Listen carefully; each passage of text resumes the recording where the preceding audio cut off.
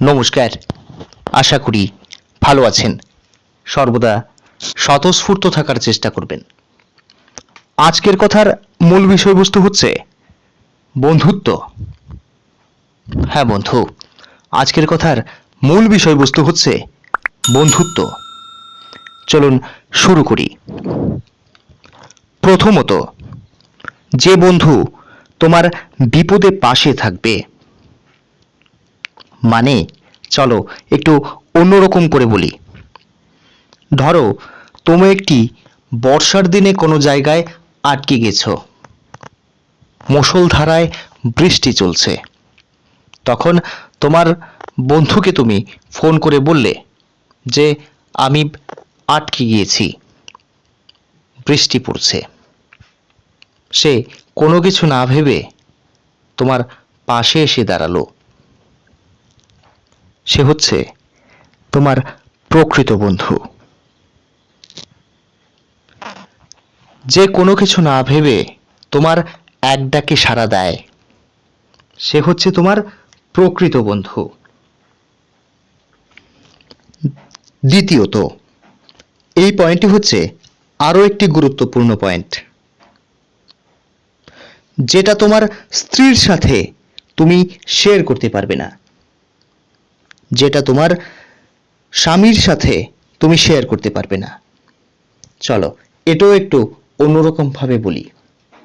যে কথাগুলো, যে গোপন কথাগুলো তুমি তোমার স্ত্রী বা স্বামীর সাথে শেয়ার করতে পারবে না, অথচ তোমার বন্ধুর সাথে শেয়ার করে পজিটিভ সাজেশন পাচ্ছ বা শান্তি পাচ্ছ,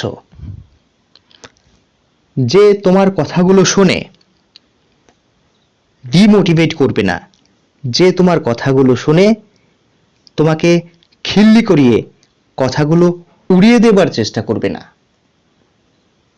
সে হচ্ছে তোমার প্রকৃত বন্ধু। এবার তৃতীয় পয়েন্টটিও আরেকটি গুরুত্বপূর্ণ পয়েন্ট। এটিকে মন দিয়ে শোনার চেষ্টা করবে। বন্ধুত্বের মাঝে স্বার্থ থাকবে না। হ্যাঁ বন্ধু, যারা বন্ধুত্বের বিনিময়ে তোমার কাছ থেকে কোনো কিছুর আশাবাদী থাকে, সে বা তারা তোমার বন্ধুই নয়।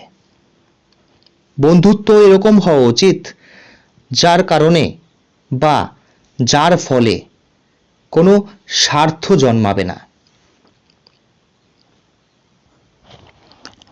চতুর্থত এবং আজকের বিষয়ের শেষের পয়েন্ট,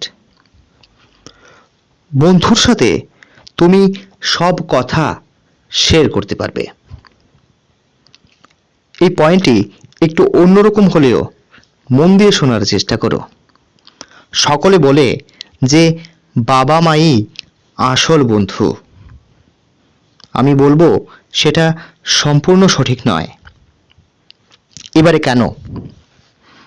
ধরো তুমি তোমার বাবা মার কাছে সবকিছু শেয়ার করছো,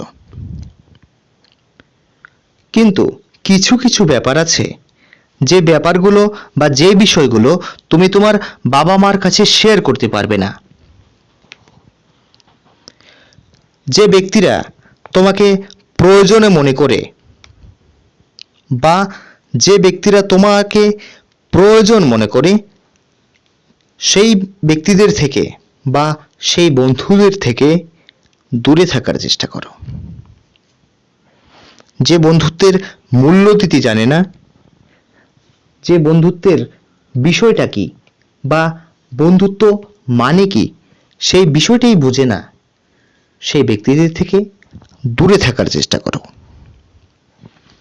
বন্ধু দরকার হলে একজন নির্বাচিত করো, যে বন্ধু তোমাকে সবসময় পজিটিভ সাজেশন দেবে, নেগেটিভ কাজ করতে বাধা প্রদান করবে, সবসময় তোমার পাশে থাকার চেষ্টা করবে। আজকের কথার বিষয়বস্তুটি ছিল এটি। যদি আমার কথাগুলো আপনাদের ভালো লেগে থাকে, তাহলে আমার চ্যানেলটিকে আপনারা লাইক করবেন, শেয়ার করবেন, অবশ্যই সাবস্ক্রাইব করে নোটিফিকেশন বেল আইকন অন করে দেবেন পরবর্তী ভিডিওর নোটিফিকেশন পাওয়ার জন্য।